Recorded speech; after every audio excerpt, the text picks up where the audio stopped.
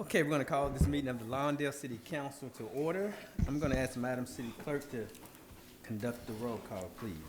Madam City Clerk. All right, good evening. Mayor Pro Tem Cuevas. Present. Councilmember Suarez. Councilmember Kearney. Here. Councilmember Hoffman-Gorman. Here. Mayor Pullen-Miles. Here. All members are present except for Councilmember Suarez. Thank you, Madam.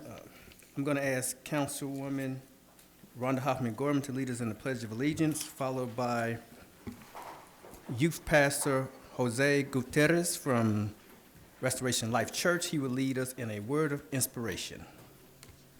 Please place your hand over your heart and recite along with me. I pledge allegiance to the flag of the United States of America and to the republic for which it stands, one nation, under God, indivisible, with liberty and justice for all. Please remain standing.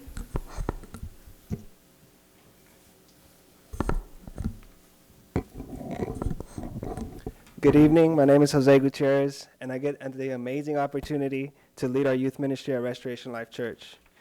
It is an honor to be here with you, Mayor and City Council members and first responders. Today, I will be reading a scripture found in 1 Chronicles 7:14. Then, if my people who are called by my name will humble themselves and pray and seek my face and turn from their wicked ways, I will hear from heaven and will forgive their sins and restore their land. City Council, we honor the weight that the leaders in this room carry. It is not an easy thing to do what you have been called to do. So thank you for your sacrifice, your time, and duties to serve this country or this community.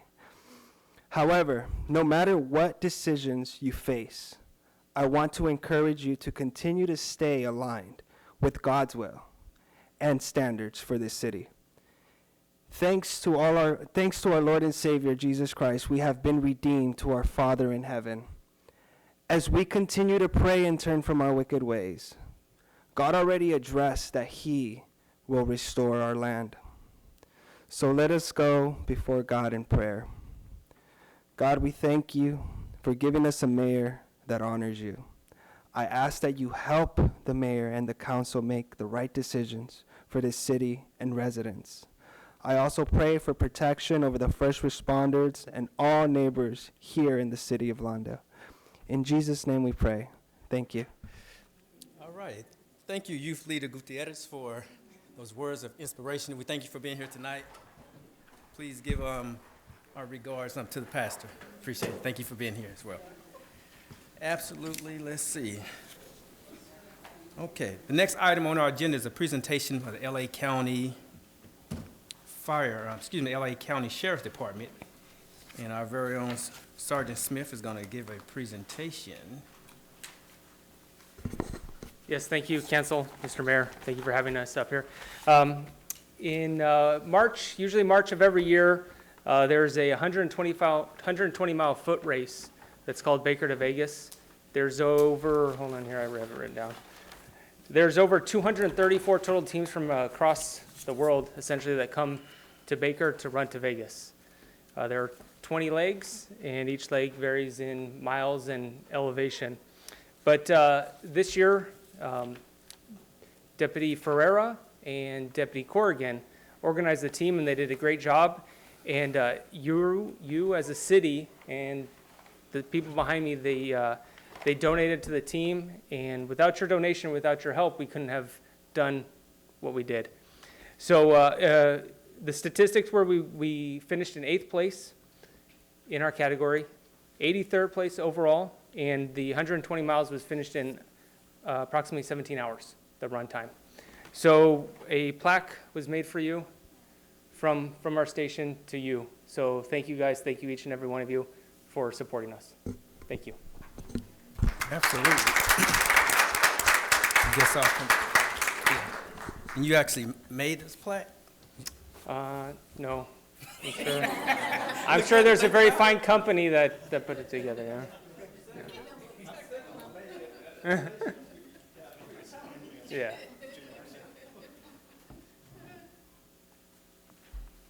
Let me take that out of there.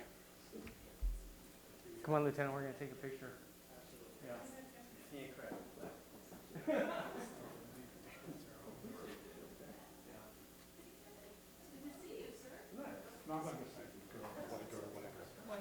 Yeah, whatever, yeah. There we go. Oh, nice, nice.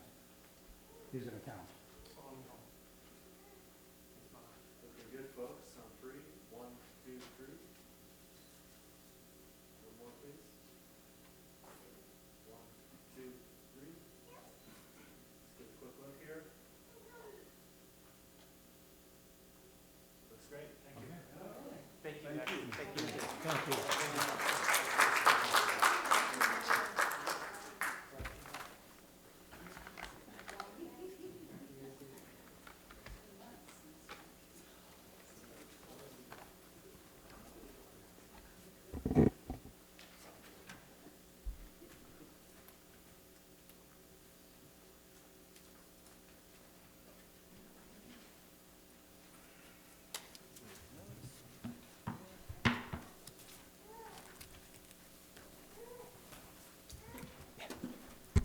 Okay, the next item on our agenda is actually the public safety report. Yes, sir. There you go again. Thank you. Good evening, Thank you, Mr. sir. Mayor and members of the City Council. I'm here tonight to present the public safety report. This is going to be from June 5th through July 17th. There was a little gap there. And today I'm going to present the Part 1 crimes for the City of Lawndale and the increases or decreases. So Part 1 crimes it's a FBI statistic, a way of categorizing crimes. I'll go by line homicides. There were no homicides this year, and last year there were no homicides.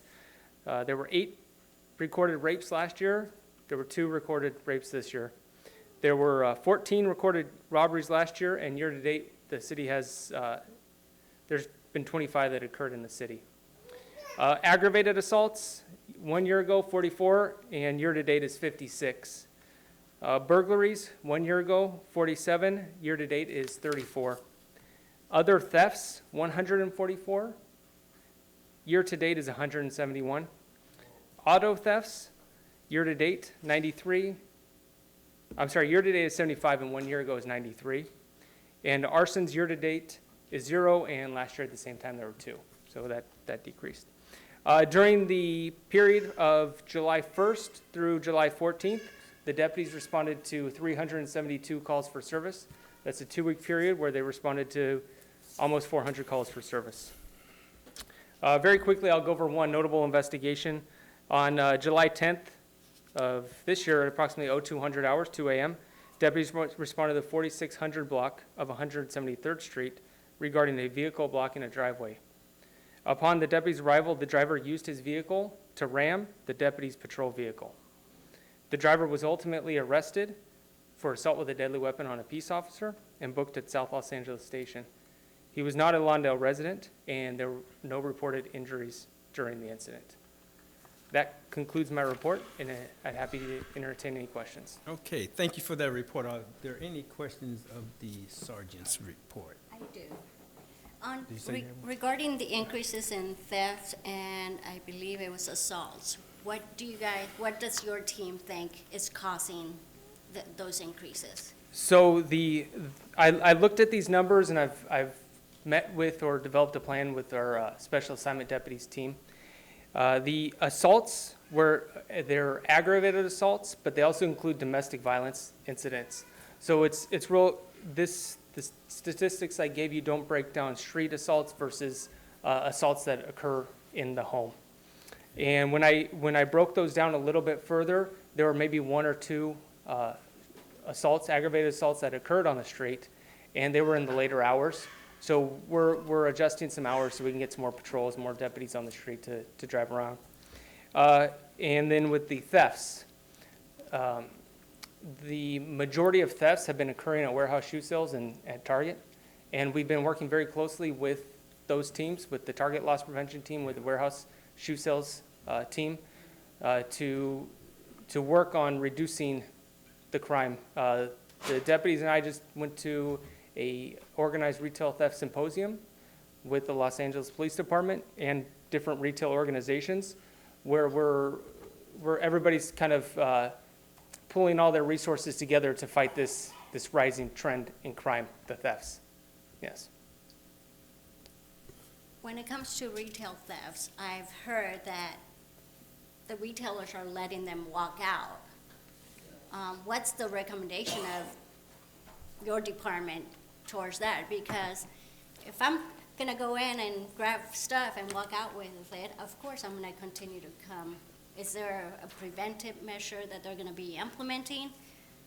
Also, I heard there's gonna be someone is trying to pass a law where each retailer has to have a security in their department, that their employees are not allowed to touch anyone. I don't know about the law that you're referring to about having security.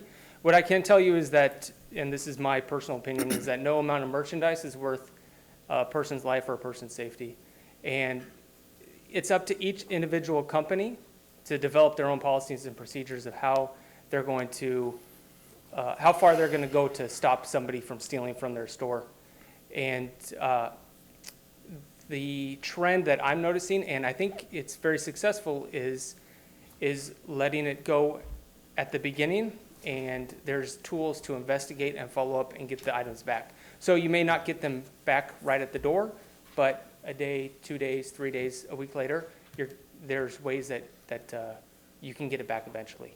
And that you get it back eventually and nobody gets hurt. So it's a win-win. Is that gonna be reported as part of the of thefts? For example, they steal from Target, but then you guys get the items back. Is that something you could report back saying, on this day, this was taken from such store, and then we recovered the items?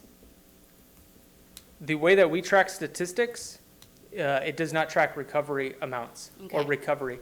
But if I may speak on that briefly, at the symposium we were at, Warehouse Shoe Sales was up there speaking, and they actually brought up an incident from the city of Lawndale as a success story, where somebody stole from the Warehouse Shoe Sales on Hawthorne Boulevard, and they were able to track and follow the property, and 2 people were ultimately arrested that were responsible for thefts in multiple cities, and the deputies assigned to Lawndale made those arrests. So it's working, and as things are changing, the typical way of stopping people at the door as they're stealing is shifting, and I think if that promotes safety for everybody, I think that's a good thing. Thank you. Any other questions regarding the public safety report? Okay, Sergeant, thank you for that report. Thank you. Yes, sir. Hi, good evening. Real quick, Mr. Mayor, City Council, City Manager, City Attorney. Reintroduce myself. Jose Salgado, Lieutenant from South Los Angeles Station. I used to be the direct contact for the City of Lawndale 6-7 months ago, I believe it was. And someone else took the responsibility. As of today, I am now the direct contact again, and I will be there for probably several months, years, depending how long I last here. But I will be the direct contact for you if you need anything from me. I am also the new detective lieutenant, so therefore I have more time to spend with Lawndale as far as addressing all these issues we have with the burglaries and any other types of crimes that are happening in the city of Lawndale. So I'll make sure that we pay special attention to these crimes that are occurring. The numbers have gone up. They could vary for different reasons. Sometimes, like, the businesses allow the theft, but that's up to the business.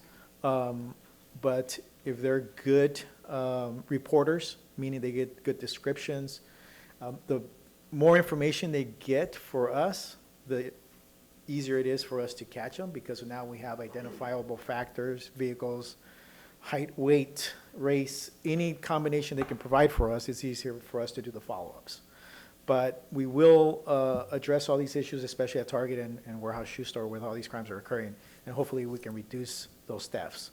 Whether we do prevention, some type of prevention, or after the fact, because the businesses are allowing the theft, for us to, at least get them under arrest and prosecuted, to the point of prosecution. After that, it's up to the prosecutor for the county or the city to do what they have to do. And hopefully that'll help out. I believe you guys still have my number. If not, we'll provide it after the meeting, and then we can have my current number again. Thank you very much. Thank you.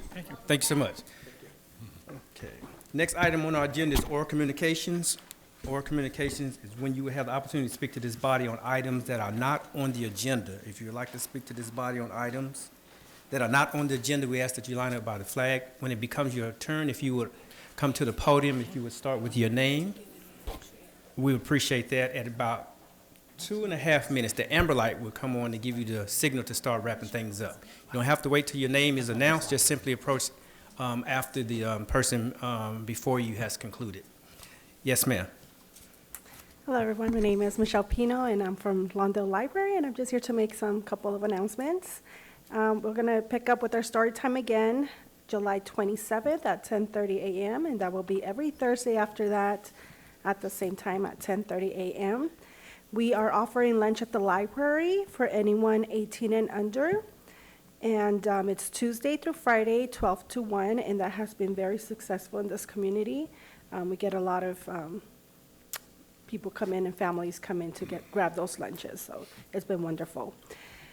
We also had about over 300 participants who registered for our summer reading discovery program just in the first month, so it's amazing to have our children entertained with reading during the summer.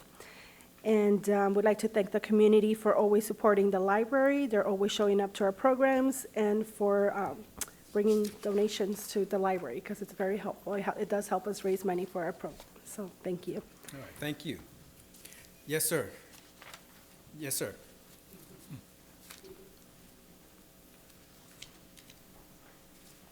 Hi, my name is Norman Masson, and I wanted to bring up two issues. One is I've lived here in Lawndale for 6 years, and there's been an increase in noise at night. Like, guys are racing, they get these loud cars or motorcycles, and almost every night.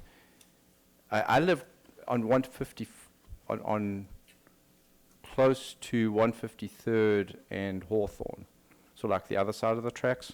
So, like in the middle of the night, it's like Hawthorne Boulevard, and I don't understand why the police aren't.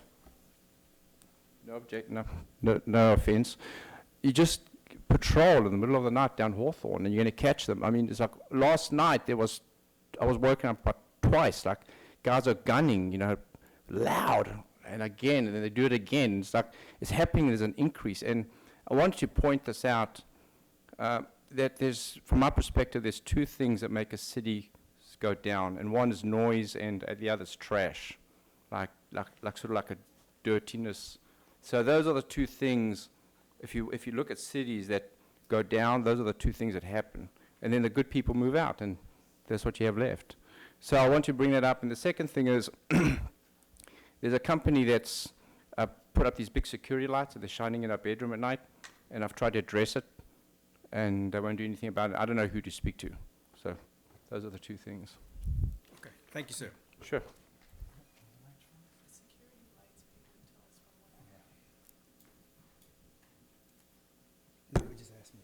Hi, my name is Carol Smith, and first I want to turn around and address the librarian. Lawndale Library is one of the best libraries I've ever had the pleasure of using, and I regularly let other people know. It is they just have so much for so many different types of people. So massive kudos. I also wanted to give kudos to the sheriffs as well as the fire department that's not here. A week or two ago in the morning, I found an elderly woman in the road who was partly unclothed and clearly in medical need. And I called 911 and they contacted the sheriffs, and within minutes, literally within minutes, there was 4 Lawndale Sheriff's vehicles, paramedics trucks, fire truck, and they took the lady to the hospital. And I don't know more, but just thank you guys, because she's just a little woman. And then the last thing is actually a question. I'm wondering if I could find out, it might be I saw it on the agenda perhaps later, I'm just wondering how many citations were given for fireworks this year. I could talk a lot about how much I hate the fireworks, but I won't. You're not the only one. Okay, thank you. Is it going to be like, are they going to say How many? If It's it's on on the the agenda. fireworks, that's on the agenda, we'll touch on that, under item, I believe it's item I number saw 8. that, yeah. Yes, So, ma'am. well, I'm hoping that if it's not like said clearly, that maybe it could be put on the website, you know, like this year, this many citations were written. Thank you. Okay, thank you.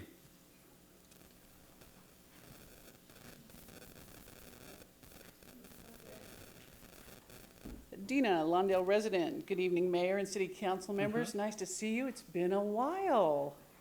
So I wanted to bring up and find out an update to where the city stands on the Alpers automated license plate reader cameras on several intersections, if we can get those throughout the city. I know chickens are an important agenda item, but I think public safety is more important. So when they say they want to fight crime the way they want to fight crime now with all this increase, license plate readers are one of the ways to go. It's not just stolen vehicles, it's also trying to catch the theft later on when cars go through certain intersections and everything. All the surrounding agencies have them, but Lawndale, for some reason. So instead, why doesn't Lawndale have the plate readers yet? Thank you. Thank you. Yes, ma'am.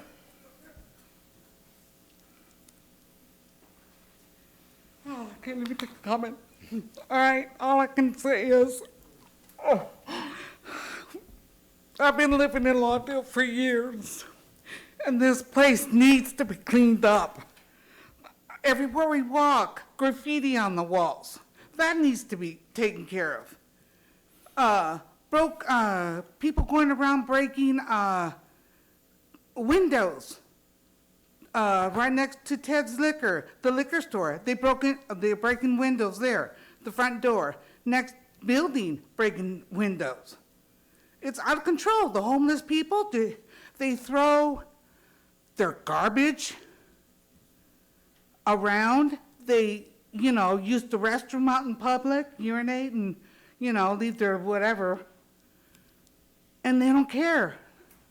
They really don't. It's embarrassing. I love Lawndale. It needs to be really cleaned up. And you know what, these fireworks, they had these fireworks going off since June, this past month, until 4th of July. All day, all night. Boom, boom, boom. It's ridiculous. I just hope and pray you guys do something about it, because I love Lawndale, okay? Thank you. Could you give Can us you your tell name? us your name? He knows my mom's name. No, my name's Jean. I was Marie Mendoza's daughter. We moved here since we were little, Yeah. and I just don't want to see this area go downhill anymore. Thank you. Yes, ma'am. Good evening, Mr. Mayor, City Council. I am very pleased to be here and introduce myself. I am the new representative from Senator Bradford's office.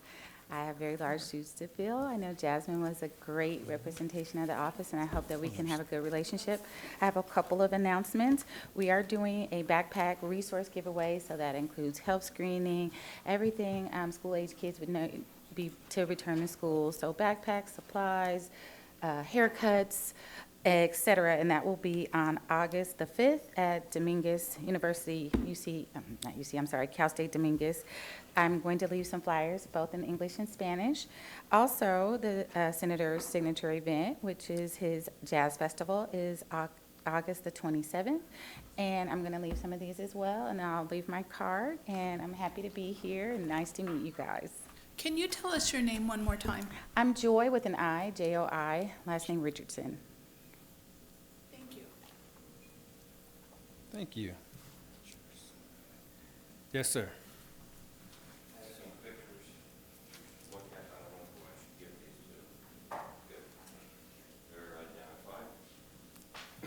My name is Bruce Milligan, 45-year resident.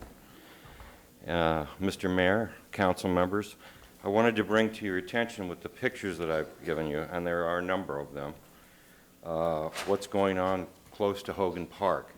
Hogan Park is beautiful. It's been used every weekend, seems like, by families and such. They have parties and everything there. It's been so fantastic since they redid the park. It's been beautiful. And we didn't get a basketball court. Yay. All right, let me give you a list of the items that I have on there, real quick like. The lighting at the park has been out since the Edison power outage back in 7 June, and I've reported it twice. Now, I don't know, every time we seem to have some kind of an outage, it kills something over there, but has not been taken care of yet. New curbs were put in on 167th, I think about a year and a half ago. They look great, they're doing great, but at the corner of Osage and 167th on the north side, we have a stop sign, and nobody can see it when people park their large trucks in front of it. I think it needs to have a red zone there. Also, now the culverts, you'll see on item B that I've sent out, the culverts under the sidewalk, there are 2 sets of them there because we have storm drains coming down underneath the freeway and from the side of the freeway. They're plugged. They have debris and stuff underneath the sidewalk. No one's ever cleaned those out. We've asked 100 times for the state to do it, and best we get is once in a while they come back and sometimes pick everything up in the back there.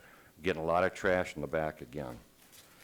Also, the picture that I sent out, which is B, I think it'd be a good location. You could locate a trash receptacle, because we're getting all the trash out there in the parking lot, and if they had a receptacle that they could get to when the park's closed, maybe we'd keep some of that off the grounds.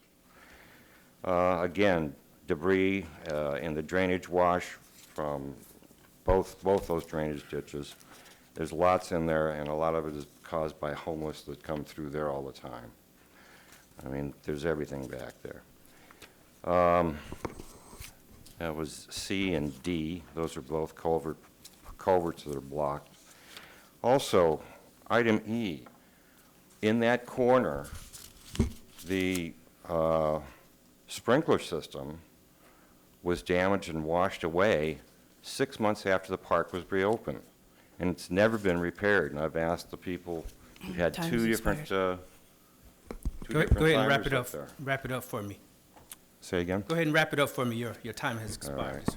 Just finish your thought and wrap it up for me. Okay, sprinkler systems, you can see from the pictures there that you've got starving trees that are not getting water, where the areas where the sprinklers are working, the ground cover and the trees are much larger and all over, so that's good.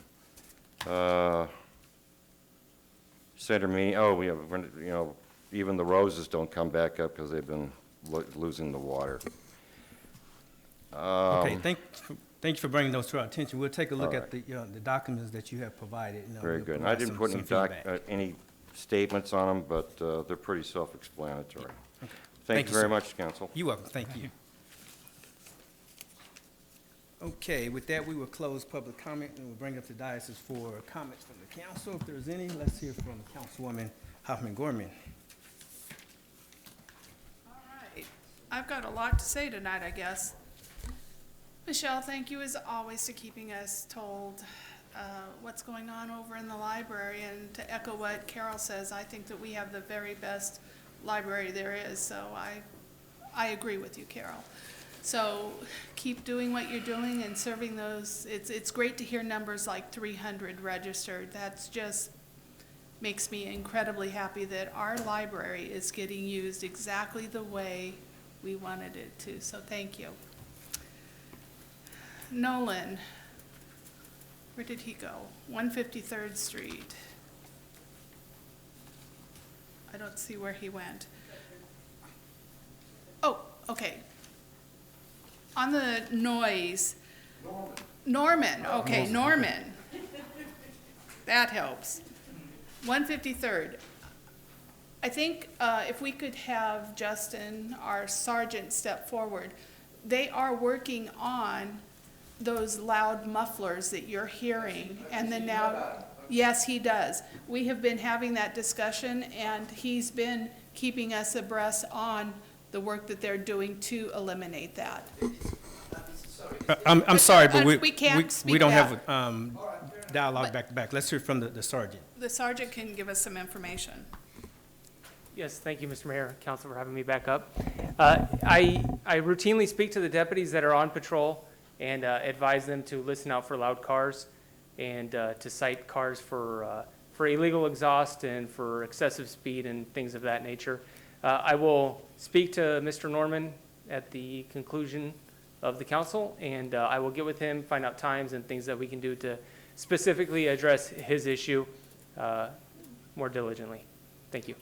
And also he brought up, thank you.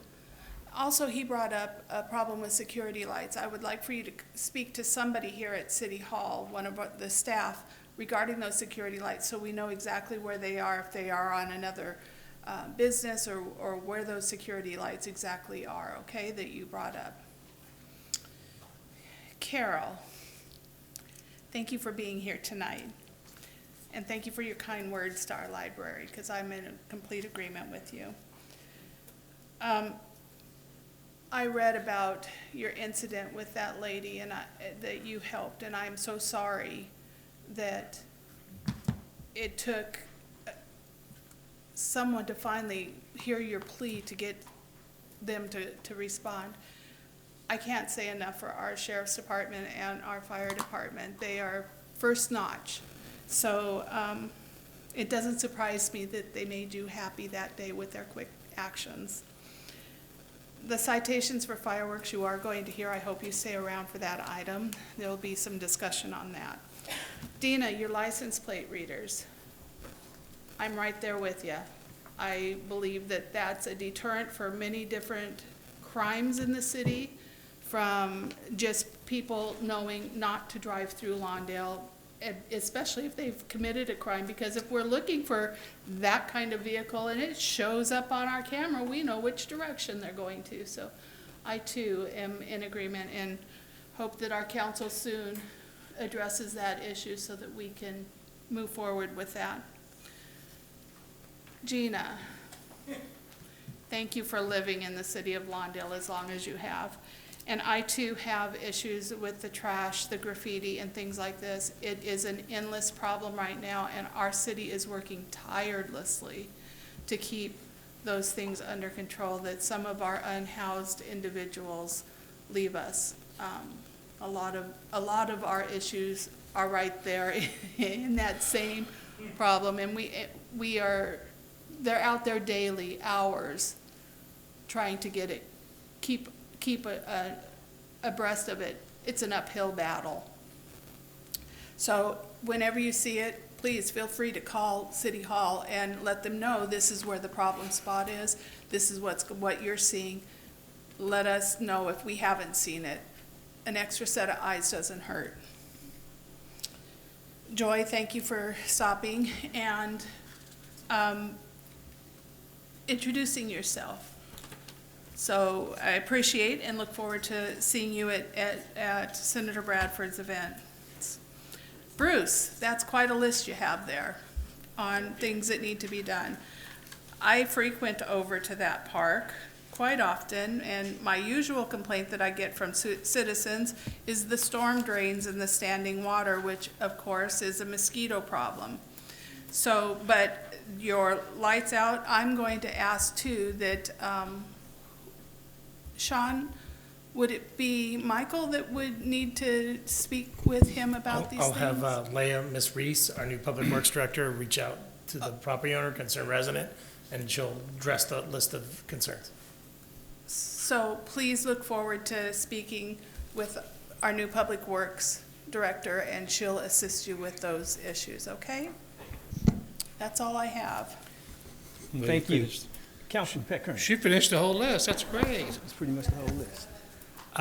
Joy, I will be there as a volunteer with Steve every year. I'll make sure he gets a haircut. And Bruce, I talked to you when I walked for election, and I think I turned it into you, Sean, about the culverts and the light in the park. So we'll get those taken care of. I just want to thank everybody that spoke tonight, and I'll pass it on. Barbara. Madam Pro Tem Cuevas. Well, thank you, everybody, for coming out and speaking. My colleagues already said almost everything I was gonna say. Thank you. One thing I would like to see if we could bring back the homeless subcommittee, to see what we're still have in place. And if we need to refresh some of our ideas or see what else we could do regarding that. And then, Mike Estes, when your team does the walk around on the parks, could we make sure that they're checking on sprinkler heads and the lighting and all that? I know that they do have a checklist, but maybe they need to get a little bit closer towards the end of the park, not at the beginning. I do agree, we do need a red zone at that curb. And it used to be, I think that we had a red curb and somehow, when they replaced the sidewalk, it went away. So maybe we could look into getting that back in there. We'll take a look at that. Leah will look into that with the property owner. And thank you, everybody. I too want to thank everyone who spoke tonight to share these issues and concerns with us. We'll make sure that they are addressed accordingly. In particular, thank you, Bruce, for bringing up the park issue. Of course, you know, we have a few parks here in Lawndale that we totally control that's owned by the city of Lawndale. And this happened to be one of the parks that's totally controlled and operated by the city of Lawndale. So we really have to take care of these issues. Like you said, some of these issues have been kind of more long-standing issues, like the storm drain issues that kind of come and goes or what have you. You kind of forget about it when it's a dry weather or what have you. But we're going to take a look at those. And I thought there was a trash can out there at one time. It looked like from your sighting that there's no trash can, even though I go there pretty often.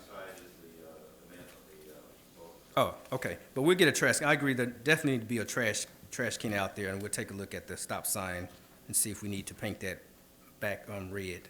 But thank you for bringing that to our attention. Joy, I want to say welcome to the Senate District.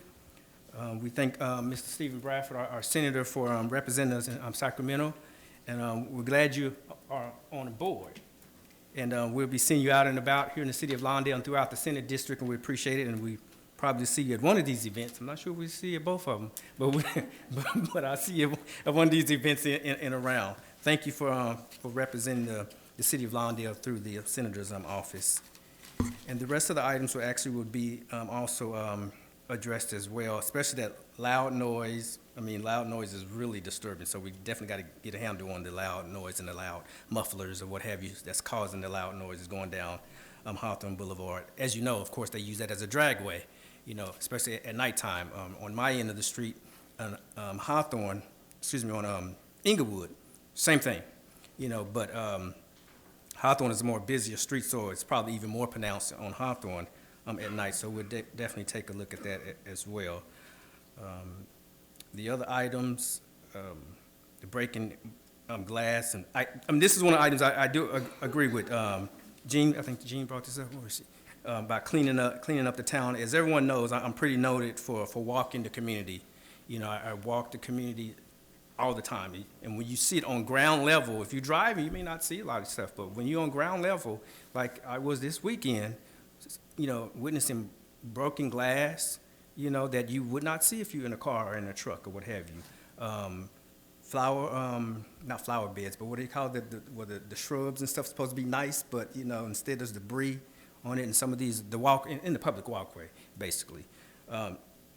So I'm encouraging us to get out the cars, I think I mentioned this before, and actually walk the streets and see it from the ground level, and so that we not only have to clean up as a city, but also make sure that the merchants are responsible for cleaning up their portions of the walkway. That whether you can argue whether or not it belongs to them, but it's their responsibility. And so we have to make sure that we hold them responsible so they can make sure that those walkways are clean, but we want to make sure that we partner with them to make sure that they stay clean. So I want to thank you for bringing that out as well. And with that, I will close my comments as well. And we will keep the agenda moving as we have about 50 other items on the agenda. Not exactly 50, but it's pretty loaded. But thank you, everyone. Okay, next item on the agenda First, I want to make mention on item H, which was a public hearing. Without objection, I'm going to continue ask that we continue the public hearing.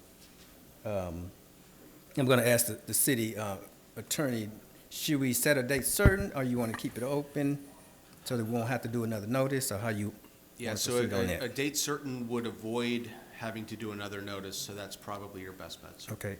So if it falls within the guideline, can we set that for the next agenda? Yes, sir. Okay, without anyone objecting to that? No. Okay, without any objection, we'll continue item 7, which was a public hearing, for the next council meeting in 2 weeks. Okay. Now, going back to the agenda, we are now on the consent calendar, item H. What is the pleasure of this body concerning the consent calendar? I'll motion to approve it. I'll second it.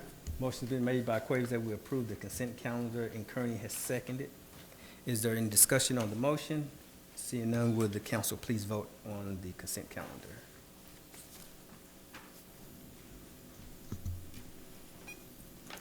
For the consent calendar, the motion passes unanimously with Councilmember Suarez currently absent. Thank you. Okay, item 8 is next on the agenda. The preliminary results from the illegal fireworks suppression plans for 2023. Let's have the report. Good evening, Mr. Mayor and distinguished members of the City Council. Thank you for this opportunity to speak with you tonight. The staff report before you is an update of this year's illegal fireworks suppression detail. As you know, the detail began in 2021, and we've done it every year. Every year we take information from the previous years and take those ideas and use proven methods to continue to evolve in stopping fireworks that are illegally purchased and used in the city. As you heard tonight, there's a number of people quite upset about the explosions and the mortars and the fireworks that are going off that are not permitted and not sold by any of our safe and sane fireworks stands. So we introduced the suppression detail 3 years ago using undercover deputies, undercover nondescript vehicles, and having our staff, having our sheriff's department patrol the cities in unmarked vehicles so they could issue citations at that time, which were $1,000. Over the few years, we've evolved and raised the price of that citation now. The first cite is $2,500. Second cite is $5,000. This year, we also made some changes that were not there, that were not used in previous years. In addition to a very vigorous marketing campaign to let people know that they can't light illegal fireworks within the city, which included PSAs running on our cable channel, including signage and banners that were placed on Hawthorne Boulevard. The EMI sign up above the 405 freeway also gave notice of this, and it was continuously running on our websites and, as I said, on our cable channel. In addition to that, we also purchased signs this year at a cost of about $2,000, which we hadn't done previous. Those signs were placed on Hawthorne Boulevard, Manhattan Beach Boulevard, Prairie Avenue, and other majorly heavy traveled streets to let people know that we were not allowing fireworks in the city that were illegal. Also new to this year was the first year we've actually included city staff assisting with issuing citations. We had 2 teams of city staff this year driving in unmarked vehicles. We were not making contact with any of the people lighting fireworks, but information was recorded. We documented as much as we could of what we witnessed, and then citations were written in the next days after that. To the question that we had and how many citations were issued, in our first year of the detail in 2021, we issued 20 cites at $1,000 a cite. In the second year, we issued approximately 37 cites. This year, happy to say, we issued approximately 100 citations between the Sheriff's Department and the 2 teams of city employees, at a total of about $2,500 per ticket. We're looking at about $250,000 in income, and hopefully this will be enough to deter people from doing it again in future years. As I said, we still have to go over these numbers because I'm sure there are going to be some duplicates. The sheriffs were patrolling the whole city. The 2 teams were east and west of Hawthorne Boulevard, so the 2 city teams wouldn't have had any duplications, but I know we wrote a ticket that the sheriffs also wrote on my team, so we had to, so one of those has actually been dismissed because they actually were patrolling citywide and the city teams were only doing east and west. But those tickets are being out, and we are already getting appeals, so we should be getting some angry phone calls, and you might be getting some as well. But in terms of this year's illegal fireworks suppression plan, it was one of the most efficient that we've had in all the years. And I'm available to answer any questions if you have them. Okay. Thank you for that report. Let's hear from some public comment before we proceed. Yes, sir.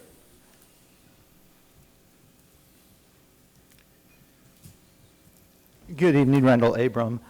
Unfortunately, despite the revised plan, illegal fireworks on July 4th were not reduced by the increased fines this year in my neighborhood. The prolonged and unbroken use of illegal fireworks is evidence that my calls met with no response. At one point, the frustrated dispatcher informed me that they had over 220 calls for illegal fireworks as an excuse for this lack of response. This was compounded when I was told of a staffing issue that had 2 patrol cars and only 2 cars for illegal fireworks on duty on July the 4th. It is commendable that city staff gave up their holiday to issue citations. Between them and the officers on duty, over 100 citations were written. This is the highest number of citations written, and at $2,500 each, as mentioned, this would bring over $250,000. This is the first time that more lawbreakers will be held financially accountable for their crimes, so the city must ensure that they pay the cost. We do not have numbers on how many citations were physically issued. Importantly, we have heard of no confrontations. Obviously, what is needed is more visible patrol cars to respond to phone calls. There also needs to be better coordination between dispatch and the patrol cars. One dispatcher incorrectly told a caller that on July 3rd, fireworks are legal. Based on direct observations by city staff of the constant barrage of illegal fireworks, what recommendations can be made for next year? If the patrol staffing could not be made for this year, how can city increase clearly needed additional staffing for next year? Clearly, if even half of the citation funds are collected, the city will have more than adequate funding for next year. Thank you. Thank you, sir. Yes, ma'am.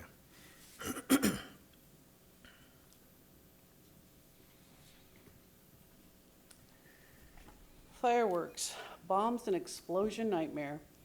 Oh, say can you see by the dawn's early bombs what so proudly we failed at the explosion last deafening? Whose broad stripes and bright stars through the perilous fight, is that LASD? Or the illegal fireworks we watched that were blatantly streaming? And the rocket's red glare, the bombs bursting in air, showed us proof that some neighbors just don't care. Gave shock through the night that our city was still there.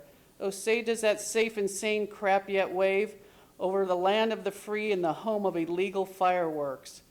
That is Lawndale. You put these safe and sane, you keep selling them, and they just mix in with all the illegal fireworks.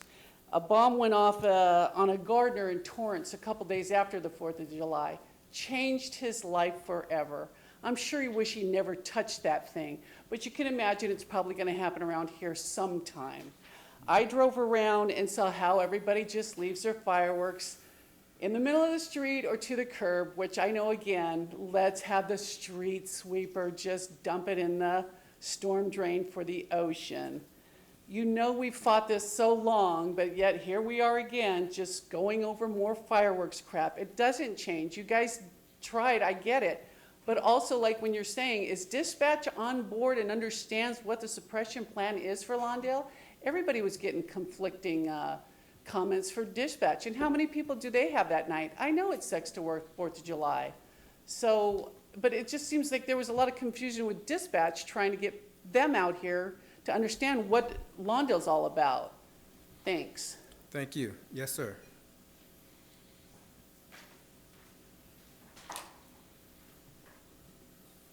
Ray Holler, Southwest Lawndale. I just want to add that the incident that occurred where the landscaper picked up what he thought was, I guess it was trash, didn't really know what it was. It was an unexploded of some type, an explosive of some type, and I think he lost one eye, he lost a limb, and that happened at 173rd in Torrance. So it wasn't like, Torrance is a big city. It was right across the street from, I assume it's Redondo Beach Boulevard or Artesia. I didn't look on the map quite where that is, but I just want to bring up, that was very, very close to Lawndale. So I'm confident you all recognize the importance and the danger of them, and I think we were certainly all in agreement of that. But I just want to make sure that you understood how close that was. Thank you. Thank you.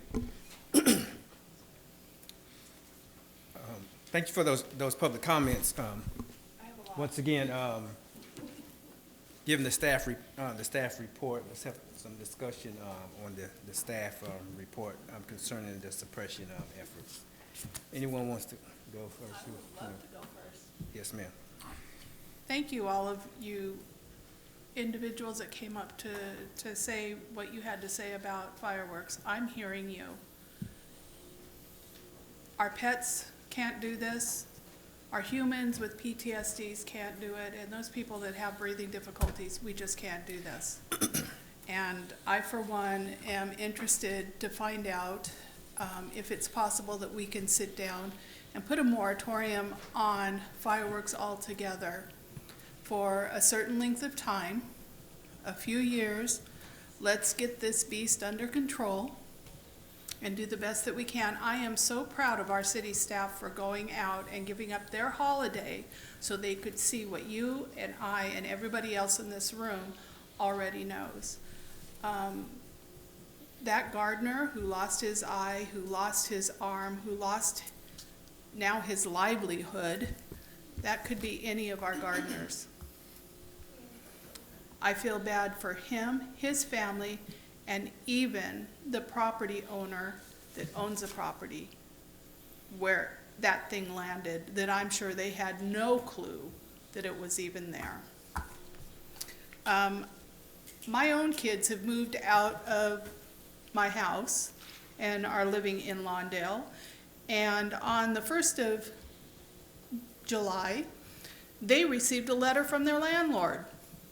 And it said there will not be any illegal fireworks. Every resident in that unit got one, or you will be evicted. It's a very nice letter. I'm wondering if the city could put up on our website a sample letter that proactive landlords could just go cut and paste and have their letter for their tenants. We've got to get to these property owners to get some of this stuff taken care of. They have to partner with us to get it taken care of. But I, for one, would like to see us have a talk about putting a moratorium on all on legal fireworks so that for the next however long, we can combat this thing. Thank you. I'm sorry, we can't have any discussion from the audience. Thank you. Anyone else want to? Just one thing. I opine think on maybe the lieutenant can answer it. We have new training classes coming in. I know we try to get extra deputies this year, but they didn't have any available. Sean, could you speak Yeah, on that? Mayor, good evening, Mayor and Council. Yeah, they were limited on the sheriff, you know, it's voluntarily. They asked for volunteers, so we didn't get all the volunteers we had hoped for. Yeah. It was definitely, as the residents mentioned, I was out there actually undercover as well. So I actually got to witness firsthand all the issues. First and foremost, one thing that I did recognize right away, as recommended by the residents, we need more deputies out there. It's something to look at down for the future, because running back and forth, I was out with Jarrett. We were out in an undercover vehicle, and we ran the whole east side. It was really difficult, just us on one vehicle. We need more coverage to handle. It's a big job, as the council is aware in the community, and the folks it's pretty prolific, and a lot of people are using safe and sane as well as illegal fireworks together in conjunction. So I did witness that. So definitely we were shorthanded somewhat, and I'll let the lieutenant speak on that if he. I don't know. You know, listening to the concerns of the residents, unfortunately, the entire county was under the same, level of destruction, if you want to call it that way. From the deputies that were working at night, from the surrounding cities, it sounded like a war zone. So I don't think it was specific to Lawndale, but we do have to address those issues. And the manpower issue is being addressed by our sheriff, and hopefully we will soon have more deputies out on the street, and we'll make them available for Lawndale and all the other cities that we patrol, especially on these nights like the 4th of July. But we can work together to formulate a plan and hopefully make it safer for next year as well. Lieutenant, and can we get, have like a sense of how many deputies would be appropriate? Notwithstanding how, the cost, because that's a whole different, subject, but notwithstanding the cost, can we get an idea about how many deputies would be ideal for? It's going to be hard to say. I mean, I can tell you, if you have 100 deputies here, one on each block, I mean, we're still going to have fireworks around us, and that won't be enough to cover the city. But the more we have, obviously, the better chances we are of suppressing it, right? And it's just the availability. Everyone's willing to work on 4th of July, whether it's a holiday or not. I mean, if we're going to work, we're going to work, and sometimes overtime is offered on those days. So it's up to the city council to formulate a plan of how many deputies you want, and if we can provide them, then we will provide them for that day. But we can talk about that on the side and see what would be appropriate for some type of, to get a better outcome, right? Yeah, because that'd be appropriate for budgeting purposes. Of course, So of that we course. know when we're doing our budget Yeah. about how many deputies for that Yes. period of time we may need. So, look at that. Thank you. And maybe we can address the issue, the prevention beforehand. The enforcement has to start. I heard someone mention June. I mean, I think we're having fireworks in May. So we need to start earlier with the suppression, the enforcement, the investigations, and try to find all the warehouses that are stashed throughout the neighborhoods, right? And recover all those fireworks, illegal fireworks that are being sold prior to the 4th of July. Right.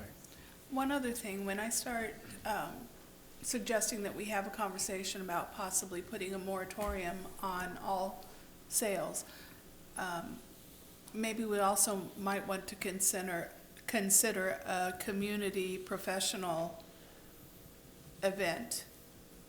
If that would alleviate, if they would go and watch something like we used to do back in the 80s. We used to have fireworks shows over here at Lusinger, but they grew too big. That was what the problem was. And Lusinger went through some construction, and the site was no longer available to us. Maybe that's something that needs to be considered, but this at-home stuff, we're going to have an incident, just like the gardener in Lawndale, if we're not careful. Well, I can tell you that, we can have a discussion about when it's appropriate about a moratorium or not, but having a public display as a way of suppressing illegal fireworks, you may get some suppression there, but whether it would be effective suppression is really a different question. For instance, I was in the city of Gardena. I attended their fireworks display. Nice display, nice turnout, what have you, but it was a war zone in Gardena, in terms of illegal fireworks, what have you.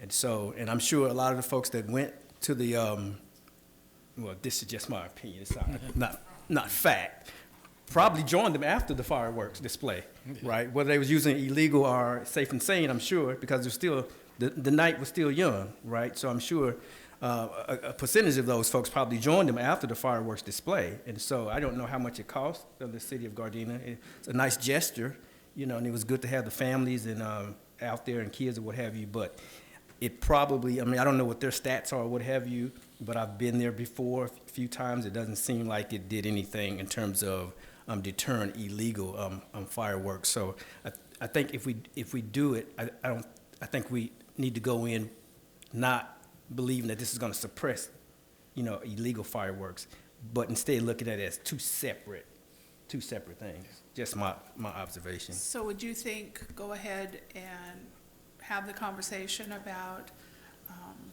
putting a pause on it for the next several years and then seeing how it goes for a couple of years before introducing a public display? Is that what you're thinking? Yeah, I think if we're going to do have the discussion, obviously we can't have that tonight because that would be something that we would have to agendize.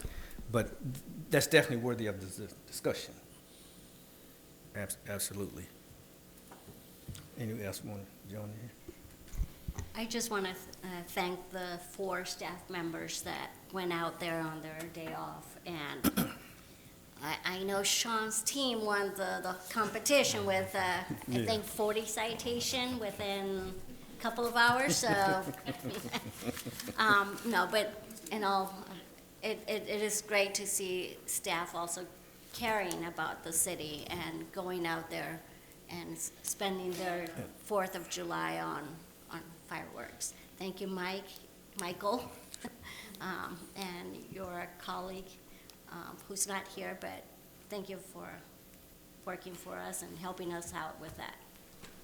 I think this is the first time we've had city management out there to actually see what we see, and it's completely appreciated because now you know where we're coming from.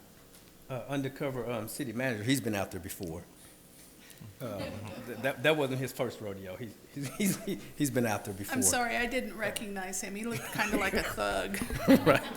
But I would want to say, I want to make sure that we give proper kudos to the staff, because even though there's still a lot of room to grow in terms of suppression, I do want to underscore that there was a marked difference. I mean, when you have residents, I had at least, I think, 3 or 4 residents tell me on their own that they saw the difference. Even on my block, leading up to the, and I don't know if it was a pandemic or what have you, because the pandemic is over, and maybe that's the reason why or not, but in the last couple of years, leading up to the 4th of July, you had a war zone just leading up to it. I can tell you, I don't know about, you can't tell from my point of view, you can't tell exactly where the fireworks are coming from. They could be coming from Lawndale, Gardena, or what have you. But leading up to the 4th of July for the last couple of years, you knew the fireworks was coming down the street, next door, around the corner, right? That just wasn't the case this year. Yes, there was some fireworks. Obviously, yeah, there was fireworks leading up to the 4th of July. But man, you can tell there was a big difference. And I don't know if it was the signs that we put out, that you guys put out on the streets that apprised people of the fines or what have you, because they were everywhere and people mentioned it to me as well. But when you have residents, at first I was thinking maybe it's just me, because sometimes when things are going down, you kind of have a different view or what have you. But when the residents tell you that they can understand and they can hear the difference, that means we was having an effect. So we have a little more of whatever that was, right? Was the EMI signs or the big signs or the increased fines? And I think this year, because those 40 people who got the citations, you say 40? Just where yours 40. With that increase, it was 100 citations. Perhaps they didn't know how large the citations was going to be, right? They might have been basing it on previous years of what the citation was going to be or what have you, right? But now they know. Which means next year, they know because they're going to spread the word, right? And so we may see even more of a decrease next year, because when you are aware of the fines, that tends to be more of a deterrent. If you know there's a fine but have no idea how much the fines are, or maybe the fines is a certain amount and you may kind of calculate in your mind, I can kind of afford that if I get caught or what have you, right? So you make decisions. But once you know that fine has increased to possibly $5,000, like these 100 folks, so, we'll know that might help to decrease it as well. So a little more of what we had, I think, will work. Yes, ma'am. So, Mayor, can we go ahead and ask for this to be agendized so that we can have a serious conversation regarding this matter? Let me ask the city attorney, is that something you can put on the agenda today, or we have to wait and make something that's happening? No, you could ask that staff bring it back. Obviously, there's a lot of time. This could come back in the fall, and I think the way that the council could frame it would be a discussion of a moratorium on granting any permits to the stands to sell Safe and Sane. And that's certainly something we could bring back at a future agenda if it's the will of the council. I really don't want to wait until the fall, because the ones that sell Safe and Sane, they're already gearing up for that in December. They need as much lead-in time as possible to know it's not going to occur. Yeah, Mayor and go ahead. Yeah, Mayor and Council, we can look at that and bring something forward. We'll look into that. There's a code section. I have to talk to the city attorney. We can't ban them outright, or so it has to go to the community for a vote, but we can look at a moratorium. So we'll look at that and get back to the council and bring an item forward. Well, then, I can't get into the mayor's moratorium, because then that would be getting into the issue itself. Because moratorium is not a permanent ban, as you kind of allude to. Okay, we can take I think we can take a look at that. I would like to have more, before we put something like that on the agenda, some education about what a moratorium is and all that kind of stuff, and how it's worked in other cities, and, all the research and background information, so that we We'll can take care of that, Mayor. speak from a position of knowledge on it. Anyone else have any on the suppression plan? We only got 49 more items on the agenda. You good? Okay, everybody good? Okay, I want to thank the staff for, once again, for your participation in putting together this suppression plan, of course, and with the residents, because you help us fine tune it so that we can get the best plan possible. But thank everyone for your participation. Okay, next item, item 9, is a designation of a voting delegate and an alternate to the League of Cities. Good afternoon, Mayor and council members. Yvette Hall, Assistant City Clerk. This report is to request the council's consideration to appoint a voting delegate and possibly an alternate voting delegate to attend the League of California Cities Annual Conference on September 20th through 22 in Sacramento.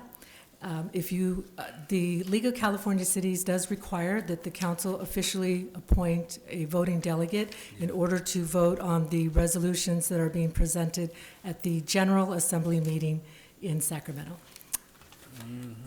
Staff recommends, in conclusion, to select a voting delegate and voting alternate to represent the city of Lawndale. Direct staff in the city clerk department to forward the appropriate minute action of such designation to the League of California Cities. Determine if additional council members will attend the conference, including the funding if you do make that determination. And then, if so, direct the finance director, city treasurer to identify and appropriate the additional funding required. That concludes my report. Happy to answer any questions. All right, thank you. Okay, are there anyone interested in Shirley being a is. delegate and Political attending? volunteer, Shirley. I'm actually Are you gonna- attending the conference this year. Okay. So my question is, anyone interested in I being a delegate? I guess I'll be the delegate, unless someone else is going to Sacramento with me. It is Sacramento, so, Yeah. And don't know how then- many people would just be chopping at the bit to get to Sacramento. You go, Shirley. Okay, so we'll make Shirley the delegate. Is anyone else planning on going? I might go, or? We only, I believe in the budget, we only put for one delegate. But we still have to do a second. We still have to do a second. Yeah, they want to see a second. You can have two, it's budgeted for both. So I Yeah, recommend. Alternate We can have and- two. Yeah, they want to have two. So I suggest maybe Pat be the, Whoa, Because slow your you're- roll you're- there, Chucky. I don't think he's planning on going, right? that's what No. you did last year. Last year you were the, Yeah, I got sucked into that one last year. I was gonna put Bernadette Okay. down. Well, let's, or Bernadette. yeah, Suarez. let's ask Bernadette, if she'd like to be the alternate. Okay, so we'll make We're make making Bernadette her- the alternate. There you go. There you go. Right, since- That's how it goes when 4-0. when you're not at the table, you get You assigned. miss a meeting, you're the alternate. Okay, so without any objection, we'll make Shirley Cuevas the delegate and Bernadette Suarez the alternate delegate There you go. for voting purposes at the League of Cities Conference and Expo, Sacramento, September 20th this year. Let's do official vote on that, because I think they need to have official, okay. do we So you have made to the do a motion? I'll make the motion. Motion's been made I'll second it. by Cuevas and seconded by Hoffman-Gorman. Is there any discussion on the motion? Council, please vote on the delegate selections. For item number 9, the motion passes unanimously with Councilmember Suarez still absent. Thank you. Being surprised. Right. The next item is item 10, the adoption of a resolution, budget list of projected road repairs and accountability act. That's everything. Good evening, Mr. Mayor and members of the City Council. I'll introduce myself. I'm Leah Reese. I'm the new Public Works Director at the Public Works Department, and I'm here to present item 10. So item 10 is regarding Senate Bill SB 1. It's a bill that allows for the city to address deferred maintenance on local streets and roads. In order to receive the money, we must comply with all relevant federal and state laws, regulations, policies, and procedures. So part of these procedures include to submit to the California Transportation Commission a list of projects proposed to be funded. So item 10 is a resolution and is a recommendation to adopt the resolution approving the budget list of streets for the SB1 grant fund. And that concludes my presentation. SB, okay, thank you for that presentation. Let me make sure I'm with you. The list of streets. Are there any discussion? Yes. No, I have no discussion. I was making a motion. Okay, If there's no discussion. okay. Any discussion? Okay. I'll make a motion to go with staff recommendation. Okay, the motion's been made that we go with the staff recommendation by Kearney I'll second and that. second by Cuevas. Is there any discussion on the motion? Seeing none, with the council, please vote. For item number 10, motion passes unanimously with Councilmember Suarez currently absent. Thank you. Item 11, fiscal year 2023-24. Oh, here we go. Recreation class instructor agreement. Good evening, Mayor and City Council members. Yes, sir. Great to see everyone tonight. This is about the time of year we bring new instructor contracts to you folks for approval. This time, we've been open, the community center's been open now a full year, and so we have 7 instructors at this point, so we've formulated 7 agreements. There's 4 agreements that will likely, we're projecting will surpass the city manager's authority of $15,000. So we're bringing these to you now. So if we do get there, we won't have any slowdown in payments to the instructors.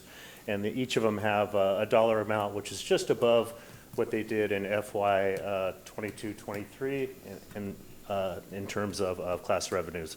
So the 4 classes that we're talking about is the cultural dance classes with Chapala Dance Academy, LLC, for an amount of $30,000. Duncan Subak Do for martial arts classes, $17,000. Elysian Arts and Events, LLC, formerly Orange County Dance Productions, at $20,000. And Just Dance Company, LLC, for gymnastics classes at about $17,000. So with those 4 agreements combined, we're looking at a cost of about $84,000, and just so everybody understands, these are pass-through fees. With the AB5 coming along the last few years, we changed our system to be more compliant with AB5, so this is a pass-through fee. The instructors get 100% of the revenues that come through for each child that is paid for and registered for a class, and our revenue now comes from facility use at $25 an hour for each instructor. So all this money is included in the Community Service Department Contract Services account, Fund 277. We have another $29,250 for other instructors who we're pretty sure they won't reach that, they won't eclipse the $15,000 mark. If they do, we'll certainly come and do amendments later on in the year so we can don't have any delay in the payments. So yeah, our budgeted amount is going to be $84,000 for these 4 contracts. Our revenue last year was approximately $13,000 for facility use. So it's a little bit under what we used to retain before AB5 came along. But once again, all of our instructors are now LLCs, business entities. And again, that's just a pass-through fee. The city attorney's office has reviewed all the agreements, attached all 7 of them, particularly these 4, and has approved them as to form. In total, we'll have about approximately about $114,000 worth of contracts. So once again, that's not a cost to the city. They're all pass-through fees. Staff recommends that the City Council approve attached agreements which have all been signed by each business entity for 1, Chapala Dance Academy, LLC, for $30,000, Duncan Subak Do, LLC, for $17,000, Elysian Arts and Events, LLC, formerly Orange County Dance Productions, at $20,000, and Just Dance Company LLC for $17,000, totaling $84,000. And we're also asking for the city council to authorize the city manager to sign these agreements. And that concludes my presentation for item 11. Okay, thanks for that presentation. Are there any discussion on the? Yes, ma'am. I do have one quick question. I know these are pass-through costs, but are they increasing the cost of the classes? Because some of our citizens might not be able to afford it. How are they coming up, or how are we taking care of those citizens that can afford? Well, they're going to run all their class increases through us. They just can't unilaterally do it. We want to have some discussions. And there's times we have to talk down the instructors, and we think, hey, you know what, this class just isn't going to make it for this fee. You know, we're not Redondo Beach, we're not Manhattan Beach, we're not Hermosa Beach, so they have to be in line with what the market bears. And so we do have to talk them down once in a while, but I believe that our class rates are very fair. So we do have some type of say when it comes down to the 100%. fees. Okay, You know, and we can't demand that they do that. We just make a suggestion. strong suggestion, a strong recommendation. It's like, do you really want this class to go? It's like, well, people aren't going to pay that for this. And we do have to talk them down, and we work it out. So yeah, our classes have pretty strong participation after 1 year, and it's going to continue to grow, so. So if they don't reach, let's say, that amount on a pass-through, it comes out of the city pocket? No, all the instructors are paid with 100% of class revenues. Okay. All we're saying is that these four have the potential of eclipsing the $15,000 mark. The other three, the two are senior programs. There are fixed amount contracts. Okay. I think they're $12,000 and $8,000 respectively. So there's no way they could eclipse Okay. that amount because of their class rate and the number of classes. And then there's one other that we don't think that they'll reach that 15,000. So we're doing this right now because when they do eclipse, then we don't have to come here and do that later and then slow down the payment process. If they don't, it's no harm, no foul. It's just money unspent. The contract just doesn't hit the full amount, so. Thank you. And if there's no other questions, I'll motion to. I do have one question. Piggybacking on, I know you mentioned if you would talk them down to a reasonable price that our residents can afford. What happens if you have an instance where someone still can't afford what was the settled price? Do we have any programs for those one or two individuals that really want to participate, but? We don't have an assistance program right now, or a scholarship program, so to speak. Parks and Rec and I have been talking about this for a few years, and they would like to do something like that, but the problem is to have enough money that's sustainable. Like, you don't want to throw a pot of money for scholarship programs on a one-year basis, then people get used to it, and then all of a sudden next year you say, we don't have money to do this any longer. So I think as we do more fundraising events and we get the fireworks booth, fireworks sales stand going again, and Parks and Rec gets their revenue up where it was before, we could do something like that. It's probably make sense to throw about $10,000 a year into that, because there is a need for that out there. There really is. There's people that need help, but unfortunately, we just don't have that program right now. Okay, that was my only question. Are there any other questions? Go ahead. So I'll motion to approve the staff report, and actually, a staff recommendation. I'll second it. Okay, the motion's been made by Cuevas that we approve the staff recommendation and seconded by Hoffman Gorman. Are there any discussions on the motion? Seeing none, would the council please vote? For item number 11, the motion passes unanimously with Councilmember Suarez absent. Thank you. Okay, item 12, Elderly Nutrition Program. Okay, so Elderly Nutrition Program, kind of a new name. Gardena, I guess, wanted to get a little bit more current with what they're doing, and now they're calling it, instead of senior citizen programs and stuff like that, they're calling it elderly. And as you know about this contract, we are with the city of Gardena contractually, and contractually Gardena is with the county of Los Angeles. So we kind of ride their coattails. So we're going to kind of conform to that name. It makes sense since we're under contract with them. But this is also known as a senior lunch program, Monday through Friday program at 12 o'clock. Great program, and the numbers have grown. If you see page 2, we served 8,918 lunchgoers last year. And as you can see, we basically had averages of about mid-30s per day up through about December, and now we're finally eclipsing the 45 to 50 mark. And once we start having our special event luncheons and stuff, we'll probably get up into the hundreds. But you can see if you look at the table that I put on page 2, those numbers are growing. So we're averaging right now about 36 per day, which is really good after a year. You know, there's a lot of people that still are not ready to come out, but we're slowly getting them out. So this is a no-cost program for the residents or the people that attend the lunch program. It's a suggested donation. So some donate a little bit, some don't donate, some donate above. That money gets collected and sent over to Gardena so they can defer the cost of the program, and it goes from Gardena to the county. So the county's just trying to get back a few dollars that it takes to run the program. And our only our only fiscal outlay is, as we mentioned in the fiscal impact section, is there's monthly costs for things like plates, utensils, cups, napkins, bottled water, and that cost is about $450 a month out of the general fund, totaling about $5,400 a year. So the program is growing, very popular program.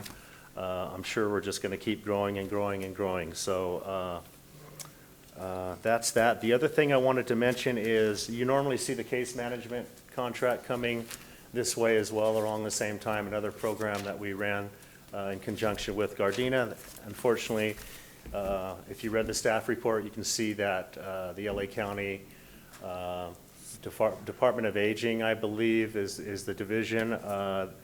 They discontinued the case management program. So what was the case management program? Just really briefly, is we had a case manager over at the community center during the lunch program on Thursdays from 11 to 1. Seniors that need help could have a free meeting up to 30 minutes with the case management people. They help them find resources, whether it's transportation, financing, housing, help them out with their checkbook, help them balance their bills, whatever it may be. And then also that program, that part of it was used as a clearinghouse for Meals on Wheels. So we haven't heard from the county how they want us to handle the Meals on Wheels, but typically the Meals on Wheels county would do a telephone interview. Years ago, they used to do home visits. They have to make sure that the senior is homebound, they can't cook for themselves, they have these disabilities where they really do need help, because you do see a lot of fraud in these programs. But the bottom line is we're waiting to see from the county how they want us to operate the clearinghouse. So, you know, you just can't say, hey, I want Meals on Wheels, put me on the list. They have to make sure that they qualify and whatnot. So we may be tasked with that qualification and what we would do, that process which qualifies them for Meals on Wheels. That would just mean we'd probably just get the county's typical list of questions, make the phone call, make sure that the senior does qualify. So unfortunately, that program is gone. The good news is we're working on, I met with Sean this morning and informed him, but we're working to partner with an entity, nonprofit entity called Partners in Care. And they'll be doing stuff over here for the seniors in the community center, such as fall prevention programs, you know, diabetes workshops and things like that. But they have a case management program. So we're hoping once we partner with them that they'll be able to slide in and take over the case management program and keep that going, because it really is needed. And we weren't really given a reason from the county why the program was discontinued. We think it's possibly related to the cost of the program. So that was something that we would typically contract to the city of Gardena for $7,500 a year. It's been a fixed rate for as long as I've been here, probably 20 plus years. So that's money that won't be spent out of the general fund budget this year, so we can see that as a savings. And that's pretty much it. So staff recommends that the city council approve the attached contract services agreement for elderly nutrition program services between the city of Lawndale and the city of Gardena for a term beginning, this is retroactive to July 2nd, and it'll go through June 28, 2024. Now, the caveat here is you folks are probably used to seeing a 3-year agreement. You know, we used to do 1-year agreements, but about 10 years ago, we converted this to a 3-year agreement. For some reason, the county's not ready to go beyond a one-year agreement for whatever reason. We don't want to contract with somebody for 3 years when the master agreement is for 1 year. So that is our recommendation, that we approve this contract, and that concludes my report. I'll be happy to answer any questions. Okay, thank you for that I have a question. report. Okay. Michael, the donations, are they required to go back to the county, or can you use offset the costs for the plates and cups? No, it's supposed to go back to the county. Okay, Yeah, that's in the agreement. okay, So it goes to Gardena, then Gardena okay, puts ours and theirs together and sends it to the county. all right, thank you. Uh-huh. I know this doesn't make sense, but I would like to see if we could change our program name to Elderly Nutrition Program too. A lot of our seniors don't consider themselves seniors Yeah. because now a senior citizen could be at 60 or 65 and you're still young at that age. Yeah. So if we could do elderly instead of senior. And we've started to convert that over. This is kind of the start of that, to get more, what do you want to say, more current, more modern, more, whatever it is. It sounds cooler, I think, than senior citizens and elderly, so, yeah. We're And- doing that, yes. I was going to suggest for you to reach out to some of these nonprofit organizations that are willing to work with the city on different programs. Like, Yeah. I was at an event where there was a tent, and I can't remember the organization, but they were helping the elderly fill out their Medicare paperwork Mhm. and assisting them with any other information on that. So it would be nice if we partner with a nonprofit. Yep. Very good. Thank you. Also. Go ahead. Well, okay, Go no, ahead, then I'll go to I don't like the term elderly, and I don't like the term seniors. Why can't we put older Americans? Something we, I take offense to elderly, and I take offense to seniors. We're older Americans, you know. We're not seniors, we're not Yeah. in wheelchairs or walkers, and elderly, we're not in, you know, we don't need help up the stairs and stuff. right. But older Americans, I would like to see instead of elderly or seniors. Okay, and discuss that with Sean, and Okay. I'm I mean, okay with that. Okay. I I'm okay mean, with older American. Because I consider myself- Robert's getting up there too. 'cause I'm gonna Some would be consider me a somewhere senior, there. but I don't think anyone would consider me elderly, though. Yeah. I hope not. Right, but I get your point. I take your point. But yeah, for this program, we're 62, but we have other programs, you know, I'm not Mackenzie 62, Gardens is but- one. Yeah, Our be 62, be our a senior. elderly fitness programs, or we brought them down to 55. Yeah. To get more participation, because if it's coming from the general fund, you can call it whatever you want. Okay. So I'll discuss that with Sean, and we can look around and see what other agencies are doing.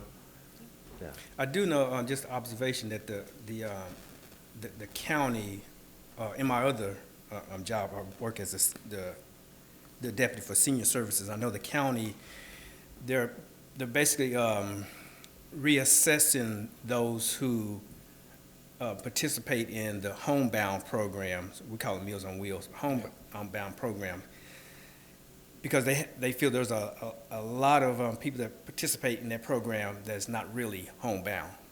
Yeah. And so this is really to flush those folks out, and so that they can actually participate at the multi-center, senior center, where they not only get the meals, but they also get the intake and the different wraparound services. Because what happened is you get a person just decide, you know what, I can technically cook and what have you, but I want to just have the meals delivered, but I don't want to partake of the other wraparound services that comes with it. They have those wraparound services to make sure that it's a holistic approach. And when you just take the food, that's really not what it was meant for. It was meant for you to have these wraparound services.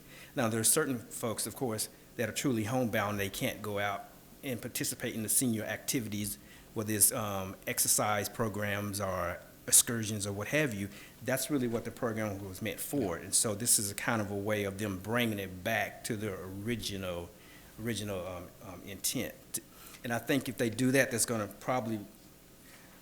probably going to induce more people to participate in the senior program Mm-hmm. that otherwise would just avail themselves of the meals. This way they get out and they get to socialize with other seniors or older Americans. And they also, get, the meals as well as the additional services. Yeah. So that's probably why they're doing that. Makes But with sense. that, I'll make a motion to go with staff recommendation. okay, we got a motion by Mr. Pat Kearney that we go with staff recommendation, and I'll second that. seconded by Madam Cuevas. Is there any discussion on the motion? Okay, would the council please vote? For item number 12, motion passes unanimously with Councilmember Suarez absent. Okay, thank you. Thank you, folks. Number 13 is introduction of ordinance concerning LA County Fire Code. Good evening, Honorable Mayor and City Council. The item before you tonight is an introduction to the ordinance number 1203-23, adopting the 2023 LA County Fire Codes and finding an exemption from CEQA. The building and safety codes usually include the fire codes, and we update them together. Unfortunately, the fire codes needed some additional refinements by the LA County Fire Department, so we had to adopt the building and safety codes previous to that, and now we're bringing back the fire codes. Again, this is just an introduction. A public hearing will be held at a second reading upcoming for August 7th for this ordinance. And it is recommended that the City Council find that the project is exempt from CEQA pursuant to Section 15061B3. And number 2, introduce ordinance number 1203-23, updating the fire codes. And finally, order a public hearing to be held at the second reading on August 7th, 2023. Thank you. That concludes staff report. Okay, thank you for the staff report. Are there any discussions on the staff report? I'll make a recommendation to go staff. The staff report, including Yeah. the three recommendations? 1, 2, and 3, yeah. Okay. So the motion's been made. I'll second it. Second by Hoffman Gorman. I'm asked the city attorney, you want to read this at this? Sure, reading? we'll read the title tonight, because then we won't have to do it at the next meeting. Okay, great. This will be ordinance number 1203-23, an ordinance of the City Council of the City of Lawndale, California, amending portions of Lawndale Municipal Code, Chapter 15.20, to update Uniform Fire Code adopted by the city by reference by adopting the 2023 Los Angeles County Fire Codes with local amendments and finding of exemption from CEQA. Thank you, sir. Thank you. Would the council please vote? For item number 13, the motion passes unanimously with Councilmember Suarez absent. Thank you. Item 14, American Rescue Plan Act Funds Use Update. Hi, good evening, Mayor and council members. So this is the ARPA update, what we have up to currently. So just kind of a little brief background real quick. As a refresher is the city received a little bit over 7.7 million for ARPA funds, and we did the special election, which qualifies all of this to be used for general government services. All the funds must be obligated, appropriated by December 31, 2024, and fully spent by December 31, 2026. And to date, we have $674,049 actual expenditures, and then we have another 1.4 million budgeted for the 23-24 year. So both combined actual expenditures and budget comes a little bit over 2 million, leaving a balance of a little bit over 5.6 million that needs to be fully spent by 12/31/26. That's it really for this. That's my report I have on this. This is just a receive and file, so happy to answer any questions. Okay, thank you for that report. Are there any discussion on this item? No. Okay, without any objection, yes. Mr. Mayor, real quick, and council, we'll be bringing forward some items. We have some infrastructure things to look at. I just want to bring up the back area. Parking area needs to be repaved. We also need to look at getting new carpet already. I know the carpet's only like 8 years old, but it's already wearing some paint. So we'll be bringing some additional infrastructure improvements to the city, as well as other areas throughout. We're working with Public Works, identifying other areas in the city to improve as well. to utilize and for your reconsideration. Okay. Without any objection, we will receive and receive and file this report. Thank you for that report. Next item is item 15, the annual investment policy. Yes. Sir.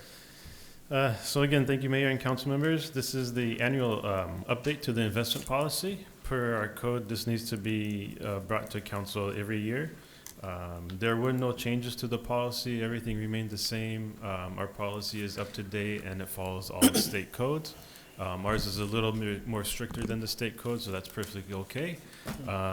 So the recommendation is that City Council adopt Resolution CC 2307-028, reaffirming City Council Policy Number 80-04 pertaining to the city's investment policy without revisions, changes, or edits. Thank you. Okay. Thank you. What is the pleasure of this body concerning this resolution? I'll make a motion to go staff recommendation Okay, motion. to adopt resolution CC-2307-028, reaffirming the city council policy number 80-04 pertaining to the city investment policy without revision, changes, or edits, and the attachment, with the attachment, I ain't reading the rest of it. It's just a repeat of what I just read. I'll second it.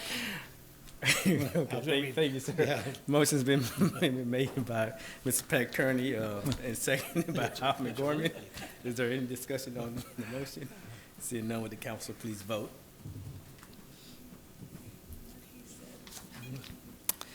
For item number 15, the motion passes unanimously with Councilmember Suarez absent. Okay. Item 16 is the quarterly investment report for the quarter ending June 30th, 2023. All right. Thank you again, Mayor and council members. This is the final one I've got. So this is the Q4 investment report ending fiscal year ended June 30, 2023. Just a quick update about our numbers. City has total cash and investments of $52.3 million. Cash investments are made up of cash and bank, LAIF, which is the state pool. We have CDs and also a couple of U.S. government agency bonds. The cash and bank is $22.3 million. LAIF has almost $24 million. We have a little over $5 million in CDs and $1 million in the bonds. The CDs are split up between like short-term, mid-term, and long-term. There's 1.4 in short-term, meaning 1 year or less. Mid-term is at 3 million, meaning over 1 year up to 3 years. And then long-term is 3 years to the limit of 5 years per our code. And that has 740,000. Recently in July, so it's not in these numbers, but in July, 2 CDs came due. They both expired, so we get the principal back. And then we purchased 2 more. The 2 that expired were earning 2.2% and 2%. Those were probably, I think those were about 3 to 4 years ago, so they were long-term CDs when purchased. The ones that we replaced them with, we got one at 5.2%, which is a 2-year CD, and then a 5.5%, which is a 1-year CD. So considerably higher interest rates right now. And also we're trying to get into more of the longer term so that we can lock in some longer rates instead of just going short term right now. So that's why we got picked up a 2-year as well in there. As far as liquidity, over 88% is in on-demand accounts, which is the cash and bank, the checking account basically, and then our LAIF account. So these funds are, they're on demand, meaning it's available pretty much immediately. It's that day or the next day, depending on timing. And then the rest of the 12% is in the CDs and then the 2 treasury bonds. And those are long-term between 1 year up to 5 years. And that concludes my report. Happy to answer any questions. Okay, thank you for that report. Are there any questions on the report? No. Okay, what is the pleasure of this body concerning this? receive and We can file. just receive and file This this one, right? Okay. Yes. Without any objections? So be it. We will receive and file this report. Thank you for the report. Next item is city manager's report. Thank you. Thank you, Mayor and Council. I want to go over the, our new Public Works Director. I want to introduce her. She's already did her presentation.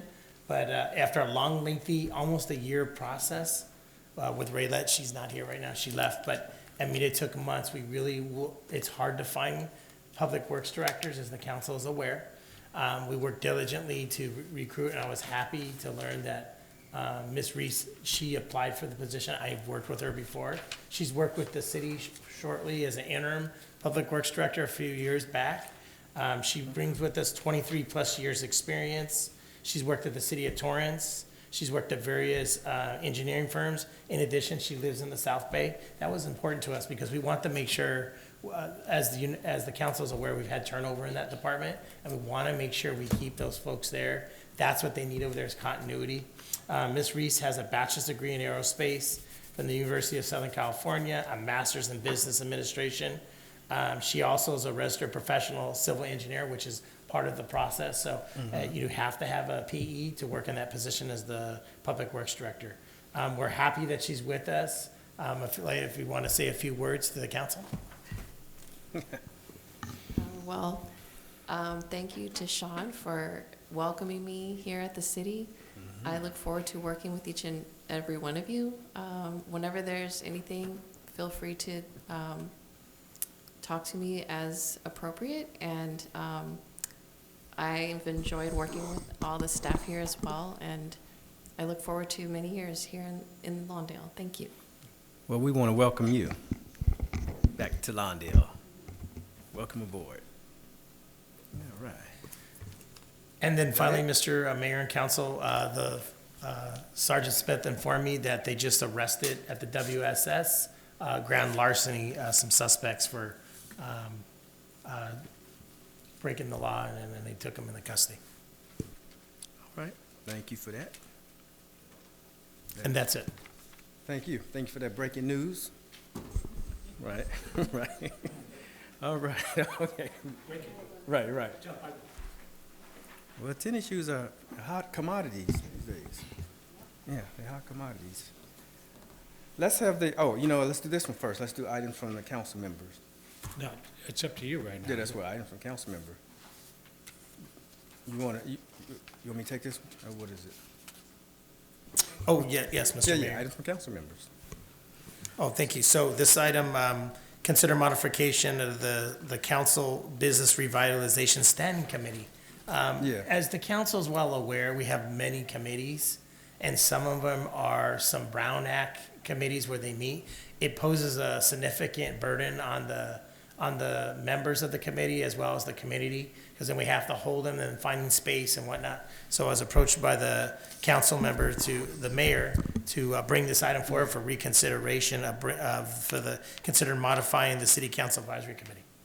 Well, yeah, the whole thought behind this was so that we can meet basically ad hoc, as needed, as opposed to it being a standing committee, right? So there's really no need for this to be a standing committee, which comes with, doing, noticing and all the stuff that you kind of outline or what have you. But instead, it allows, at least two members of the council to meet with the staff and any other party, in some cases the business communities or what have you, to brainstorm on how we can improve the business climate and increase strengthen our relationship with the business communities. So this is just a modification for it to be reflected of its original intent, which is to be an ad hoc committee instead of a standing committee. And that's it.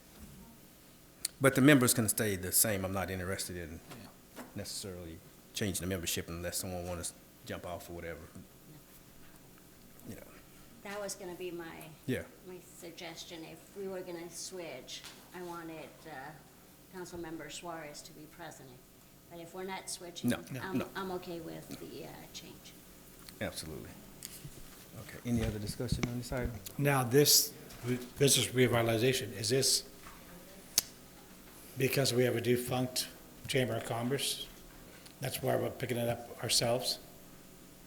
Well, yes and no. It just allows us, that obviously could be a topic of discussion because that's, of course, business related, right? But it's basically so to brainstorm on how do we aid the business community, which that could fall under that, but it's not specifically for that or a result of that, I should say. I just want to add too, Mayor, we do have other Brown Act committees, and some of the outside agencies, it's really challenging for them to come to those, and when you have these ad hocs, provides more flexibility for everyone to join in. So either a recommendation or? Yes, we have there's to make a motion, so. Yeah. I'll make a motion. I'll second it. And, that we approve the recommendation. Yeah. It's not really a recommendation. There you go. So the motion's been made by Puller Miles and seconded by Mr. Pat Kearney that we, modify Yeah. the Business Revitalization Standing Committee, to an ad hoc subcommittee. Any discussion on the motion? Okay, would the council please vote? I'll keep missing it. For item number 17, the motion passes unanimously with Councilmember Suarez absent. Thank you. Okay, now we're at mayor and council members' reports. Let's hear from Councilwoman Hoffman Gorman. Oh, goodness. I'm going to do my report of a few things that I have done since the last time we met on June 5th. I've attended the Little League closing ceremonies, and I also attended the South Bay COG meeting, and I got to enjoy an In-N-Out burger with the city staff on their special day on the 22nd of June. So those are the things that we have been up to. I also want to remind the residents, because one of my biggest pet peeves and the biggest things that I get complaints on all the time is the amount of large debris that are piled up on our streets. So I want to give everybody an early shout out that cleanup week is coming, and it's going to be September 16th to the 24th. So on top of the fact that our trash haulers have built into their contract that you can call them to have those large items removed, there's also this time for cleanup week in which you can put all of your things out. So start cleaning out those garages, those nooks and crannies ahead of time. Let's make a drastic improvement. The other thing on my list of things, I know all of you have heard me say for the last year, I truly think that since our service organization is no longer having the firefighter of the year and the sheriff's deputy of the year, I'd like to ask that we could agendize and in the upcoming meeting and actually have that conversation to see how we can honor those two entities in our city that used to be always honored, and it has fallen by the wayside. And I think the city should look into keeping that going. I have a question on that. Is there a possibility that we can at least have a discussion with them to see how we can assist them? Because I know probably one of the reasons is because they're a small organization, an older organization, and there's they're older population, put it that way. Yeah. There's a few members that are a little younger, but I think if they had more, maybe more assistance, we partner with them, maybe they could still do it with our help.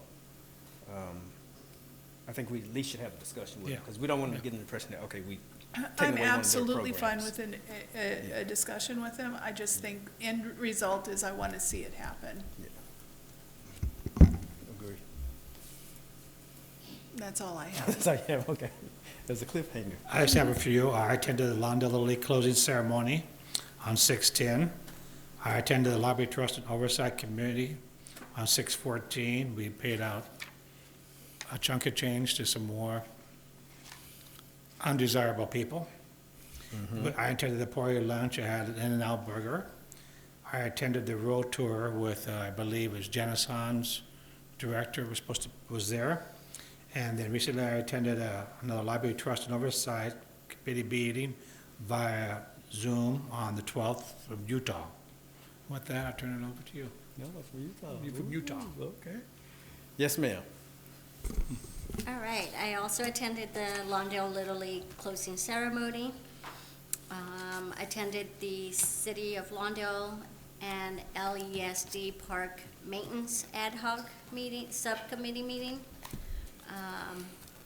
And I attended the 45th annual Hua Lauli's Hawaiian Festival at Alondra Park, where Supervisor Holly Mitchell presented the organization with a certificate for their 45th anniversary, and also El Camino College Board member Nilo Michelin was there in attendance. Very nice festival this past Saturday and Sunday, and it keeps growing every year. Their food vendors run out of food all the time, so hopefully next year we could have more people from Lawndale attend, since it's in our backyard at Alondra Park. I would like to, for Michael Reyes to let us know when the Coffee with the Sheriff is going to be. I know I received a flyer, but if you could remind our citizens about that. Sure. Actually, I wanted to let everyone know, Mr. Mayor and Council, the next event we have with the police is National Night Out, which will actually be August 1st on Tuesday. We invite everyone to be there. It's a way to celebrate our law enforcement, and also for everyone to interact with the sheriffs in a non-emergent, comfortable social setting. So that'll be the next event we have with law enforcement. That's going to be August 1st right here at City Hall from 5 until 7 p.m. Tuesday, August 1st. Thank you. Thank you. Also, we need to remind our residents that we should not be parking in front of the fire hydrants. There's a reason why they're in red. Our firefighters cannot get their hoses if we park in front of them. So if Mike, your team could cite those cars, they're throughout the city of Lawndale, not just in a specific area where we're not respecting our old parking laws, where you should not park in front of a fire hydrant. It makes it hard for our firefighters to do their work if they have to run around the cars, or they might damage a car and then we hear it from the residents. Also, if your team has time, they should drive around the city and hopefully cite those people that are parking in front of our ramps, handicap ramps. I know it's hard for us to find parking, but it also makes it difficult for our wheelchair residents. I don't like parking tickets, but if it comes down to it, we need to respect, the firefighters and those that need the ramps. I'll speak to my team tomorrow about reemphasizing fire hydrant sites and handicap ramp sites. Absolutely. Thank you. Thank you. That will be all. That's it. Okay. Yeah. Thank you. So I have attended at least 2 sanitation meetings. Maybe one was before break. Los Angeles County Sanitation District meetings. I also attended the seniors 4th of July lunch program. By the way, that lunch program is growing. I visit at least maybe once or twice a month. And so that program is slowly coming back, right? And so I visited that nice program. I also attended the Metro, had what they dubbed as the Mayor's Roundtable, which was basically an opportunity for them to showcase the different Metro projects that's going throughout the county, not just the Metro Sea Line, but just all the Metro programs. I did have the opportunity to address the panel, of course, regarding the Sea Line. I didn't really get into any new information on the Sea Line, but I did invite the directors who have not yet met with the subcommittee, which comprises of myself and Councilwoman Hoffman-Gorman, to meet with us so that they can understand our concerns regarding the Sea Line extension. And I also invited them, I took the liberty to invite them also to meet with Chesley and John, who, as you guys probably know, are doing their own meetings with as many officials from Metro as possible.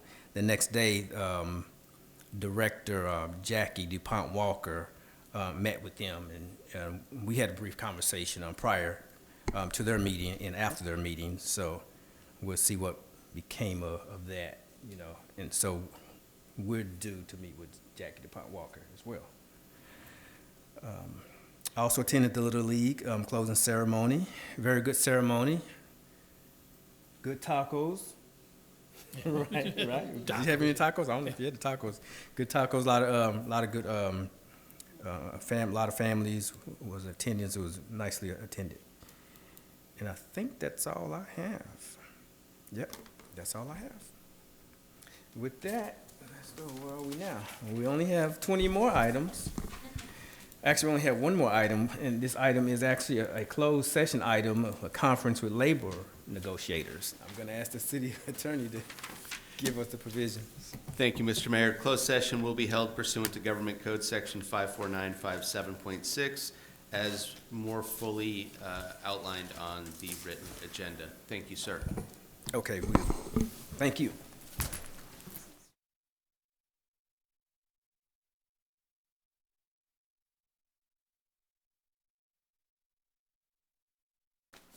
Okay, we have returned from closed session. I'm going to ask the city attorney to give the report of the closed session.